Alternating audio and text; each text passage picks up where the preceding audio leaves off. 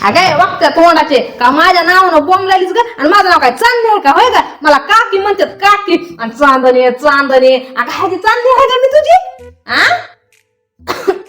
काकी खोकू नका मटण मटण अगे तेवढे मला मरचून म्हणायला लागलीस का होय का मी नाही मरत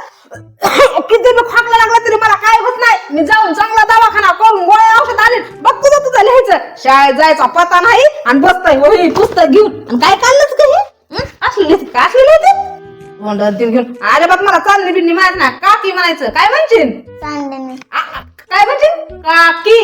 चांदणी अगं काकी म्हण नाही की चांदणी